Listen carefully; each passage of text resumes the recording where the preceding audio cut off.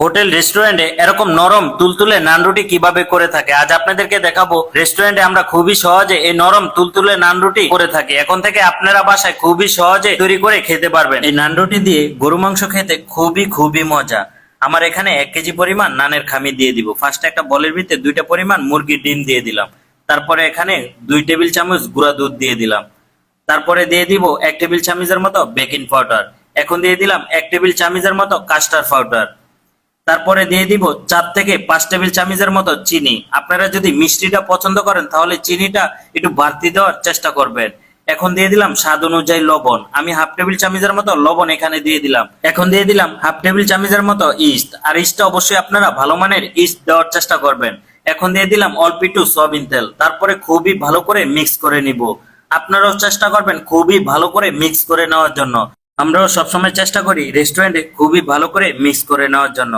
এখন আমি পানি দিয়ে দিব। আমার এখানে হাফ লিটারের মতো পানি দিয়ে দিলাম।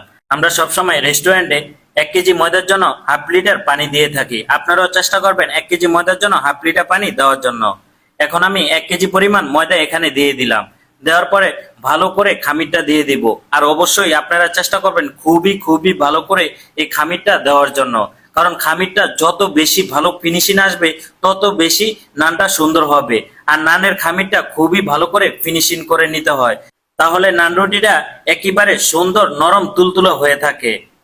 আমার খামিরটা অনেকক্ষণ ধরে কিন্তু আমি ফিনিশিং দিয়ে নিচ্ছি। তারপরে হাতের ভিতরে অল্প একটু সয়াবিন তেল দিয়ে আবারও ভালো করে ফিনিশিং দিচ্ছি। আপনারাও এভাবে সবসময় চেষ্টা করবেন খামিরটা ভালো করে ফিনিশিং দেওয়ার জন্য। তারপরে আধা ঘন্টা অথবা 1 ঘন্টার জন্য রেখে দিবেন খামিরটা দেওয়ার পরে। তারপরে আপনারা নান রুটিটা তৈরি করবেন। একটা পলিথিনের ভিতরে রাখলে দ্রুত নানের খামিরটা মজে যাবে। আমার নানের খামিরটা 1 ঘন্টা রাখার পরে এখন আমি ছোট ছোট করে গোলা করে নিব। আপনাদের সাইজ অনুযায়ী আপনারা ছোট ছোট করে গোলা করে নিবেন। আমি কিন্তু এখানে 100 গ্রাম পরিমাণ এক একটা গোল্লা রেখেছি। তারপরে এখন আমি খুবই সুন্দর করে বেলে নিব।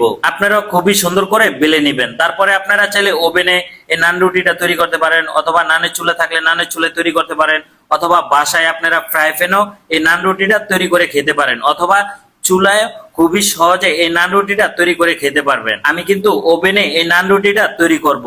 আপনারা যদি বাসায় ছোট ওভেনে এই নান রুটিটা তৈরি করতে চান তাহলে উপরে 250 ডিগ্রি হিট দিবেন, নিচে 250 ডিগ্রি হিট দেওয়ার চেষ্টা করবেন। আমার এখানেও সেম দেওয়ার আমি চেষ্টা করেছি। আমার এই 2টা নান রুটি বাটার নান ছিল।